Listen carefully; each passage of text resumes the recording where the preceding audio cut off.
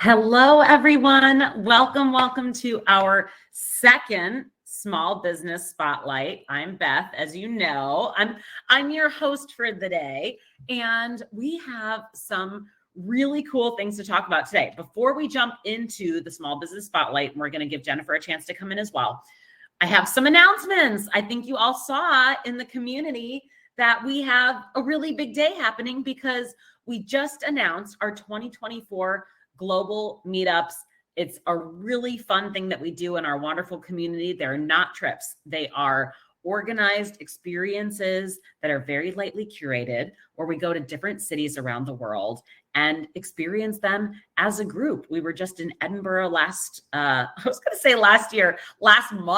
We were just in Edinburgh. And last year we were in Mexico City. And next year, we're going to be going to Portugal in August, and then we're back to Mexico City in November. But this time, we're doing it over a Day of the Dead weekend, which is going to be really, really special. And they're just for Wanderful members. So definitely check it out when you get out of our session today. I highly recommend you go and look up Pam's post about the global meetups. They're very affordable.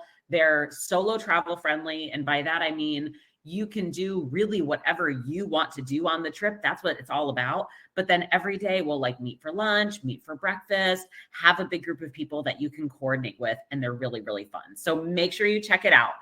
But now I want to bring in our very special guest. So if you haven't been to our small business spotlights, here's what we do. In fact, here's what we do in all of our live streams. The first thing is, if you're watching live, drop in the chat where you are in the world and what it looks outside, what it looks like outside today. I want to hear, how is the weather? What does your view look like outside your window? Where are you in the world? I always love asking that question and finding out. We're having a very sunny and cold day in Boston. Yesterday it was frigid. Today it is equally frigid, but it's nice and sunny. So we're managing it. And I love seeing live participants, even though we are going to be recording this. So you will see at the end of this, there will be a link to the recording that we'll share later on today. Those of you who are watching the recording, you'll be able to find other small business spotlights in our content library. I'll show you where that is. We'll make sure that it's really clear and detailed. Hema is in Toronto, where it's sunny but cold. Hema, we're getting the same weather today. Jennifer is in Seattle, where it is pouring. Crystal's in Charlotte, sunny and freezing my butt off because that's in Utrecht, the Netherlands, experiencing Storm Kieran. So lots of wind and rain. Maria's in Bowie, Maryland, sunny but cold as well. Kristen's in London. It's a rainy day. We're waiting for a storm to hit. I love it. Everyone keep on sharing where you are. That's always so fun. And by the way, these conversations are, we will be doing a short presentation. We're going to keep these fast and easy. So we try to keep them to about 20 minutes.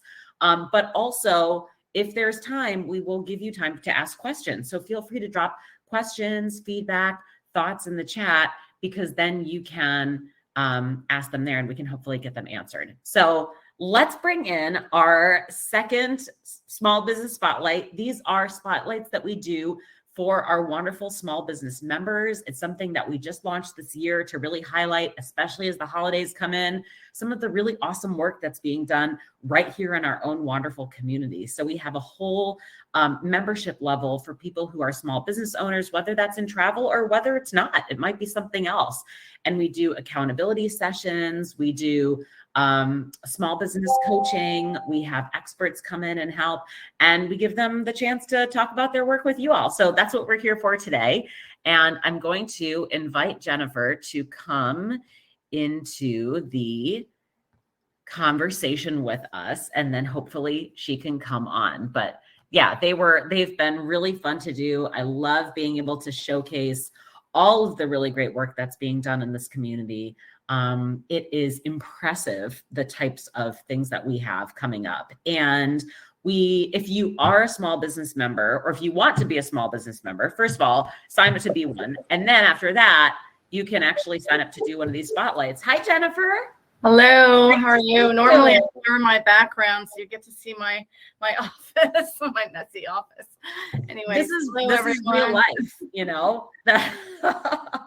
I used to have having me, and hello to everyone around the world. So great to know that people dialing in from Holland and other places. Yeah, thanks so much for coming, Jennifer. And I'm so excited to talk about your business because you have talking about travel. I mean, I think everyone's going to be very inspired today because there's so many really cool trips that you're working on. So do you have slides or did you want to do. talk? I have a few. I put my timer on so we have some conversation. If you haven't been so on the left-hand sidebar of the member hub, there's a section that is called our library. And underneath there's actually a trip database and a deals and discounts database. And Global Family Travels is actually listed in both. So if you go in the deals and discounts section, there's an ongoing deal that I'm sure Jennifer is going to mention that is exclusive to Wanderful members. That's really awesome. So you can check that out. And then there's also some of her upcoming trips, I believe, that's in our trip area as well. So, and now we see it. We see the presentation now. There we go. Now we're in business. Okay. So yeah, thank you for your patience. Go ahead. Let me just, I want to introduce kind of Global Family Travels and give you a little bit of what I call a regenerative journey. For those of you in the travel industry, you've heard of regenerative tourism. So we align a lot of our trips around 3 travel pillars: learn, serve, immerse. When you travel, you learn about the destination, the people, the culture, the history, and oftentimes you learn about yourself. And we, because we partner with nonprofit organizations, I'll talk a little bit about that process, and community-led organizations. There's some community engagement. I don't like to call it volunteerism, but ways to really get involved with the destination and immersive experiences. So those are a little bit about our approach to travel. We have a lot of different offerings: learn, serve, immerse, our tours, and then community-based trips. We've recently started, since the pandemic, family gap year around the world with trips for families that are doing a combination of Airbnbs and some experiences and working as digital nomads, like many people are these days. We have partnered with nonprofit organizations to do donor trips. And then we also, prior to the pandemic, started some local day trips in Greater Seattle, including a graffiti tour here. So if you ever come to Seattle, please look us up. And some African safaris. And then we're also a transformational travel designer. So really kind of looking inward as you travel and go beyond your comfort zone. Just a little bit about our process. We work with a lot of nonprofit organizations, so we do the due diligence about what our partners are doing, and oftentimes it's extra layers of developing trips, but really digging deeper into the destination. So I feel really blessed to work with a lot of amazing nonprofits around the world.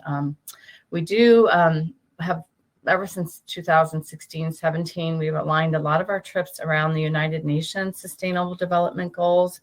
The ultimate goal is to alleviate poverty, but it's a great way to frame trips. Like, okay, I'm going to support gender equality or quality education in India and have like a day or two working with a couple of organizations that work around these global goals. Many of you, like I said, have heard of regenerative travel, but because of the way we have been doing travel, when the words that regenerative travel came to be known, I was like, well, I guess we're already doing this. So really, how do we help the destination? And basically, regenerative tourism is looking at how we can improve the destination or do something meaningful while we're in the country. I want to talk a little bit about our journey because we started in a place that just became Time Magazine's top 2023 destinations this year. Ladakh, India. It's high on the Tibetan Plateau, north of Delhi. My favorite place on the planet, and it's a place I highly recommend people visit. It's a lot like Bhutan, compassionate people, 12,000 feet when you land in, so you have to acclimatize, natural beauty. Buddhism is everywhere. So it's just a place that we have really talk about digging deeper into the destination. Just it's my second home. So have many family members there. We work with a school where we've sponsored some children, and that a school that educates, gives high quality education, and preserves the cultural heritage. I want to talk about our first trip there because it's kind of not something we always do, but we did a village cleanup with the school children. And back in the day, people were throwing garbage in the running streams in this village. And we filled 30 garbage bags and we buried the garbage bags on the school grounds. The older students did a little campaign and actually petitioned the village elders and council, and they put waste bins and some of the little storefronts in this village. And it was actually really transformational. And I go back there almost every year. We did bring used digital cameras and taught the kids how to use the cameras and donated them to the school. So it became a photography class as well. So these are the kids writing, putting up their signs. So that's just gives you a little snippet of what we've done and continue to do in different destinations. We now actually I'm really excited to share. These are all on the hub, trips to empower women through community travel. Basically, and I'll walk through a few of them. You can get the discount code on the hub. I know that we might be sharing this a little bit more widely. So it's a special code for Wanderful members to get $250 off. A little bit about the trips. We're doing it's not really a retreat, but it's really a journey to connect with local people and learn about how Pachamama, known by the Incas as Mother Earth, she's seen as the feminine soul of nature and provider of everything in life. So we're really excited to do a wellness journey. And there will be some yoga, but really learning about ancient traditions of the Sacred Valley. And learning about ancient ways that they preserve their waterways and their land. I mean, with climate change now, we're really focused on a lot of trips, creating more awareness of how we can learn from these ancient ways. Rwanda, in the aftermath of the genocide, many women stepped up to power, and we've designed this amazing trip to learn about from nonprofit organizations that have really fostered the social and economic systems in Rwanda. I mean, we have a little safari, we meet drummers, do all kinds of things, both visiting the Genocide Museum, but also just learning from the locals about how women have really helped heal Rwanda. In Bali, Bali is just a natural place for a wellness retreat. If anyone's ever been there, and wellness and spirituality are kind of the cornerstone of the destination. So we have, if anyone's heard of the 7 chakras, the energy centers in your body, we've aligned every day with this chakra. So now working with a yoga instructor to dig deep into grounding into the Balinese culture as you ground into yourself. So I'm really excited about this trip and hoping to go on it myself. Back to Ladakh, we have actually 3 trips that we are running this next summer. Actually, summer's probably the best time to go there. Ladakh was on the Silk Road, and so we are working with artisans and shepherds and meeting just different folks in the textile industry. So and to learn how Ladakh played a big role on the Silk Road. And the trip is led by 2 textile experts, and it also supports the Ladakh Arts and Media Association. So this will be a great adventure to go on. The way I discovered Ladakh was through a college friend. Now she's a Buddhist nun, and we've decided to lead a trip around learning how the nuns are nurturing nature, and that but some mindfulness, not a retreat, but it's a trip that features cultural and mindfulness experiences. And the trip is led by my dear friend, Venerable Tenzin Dassel. She's an American-born Buddhist nun. And it supports the nuns at the Ladakh Nuns Association. another retreat led by the same yoga instructor. We're really learning basically from Tibetan healing culture, wellness, Buddhist practices, and meditation and yoga. So this is another way to dig deeper into Ladakh. I want to talk a little bit about family travel because that is in our name, and we do specialize in working with families to basically support local destinations and inspire global citizens. So we've launched a couple of trips to inspire climate action, one of which is a trip to Iceland happening next April. And actually you can do it custom as well, but really learning how Iceland's geography and wildlife has changed as a result of climate change. And you'll see glaciers melting. You learn about the effects of the changing ocean temperatures.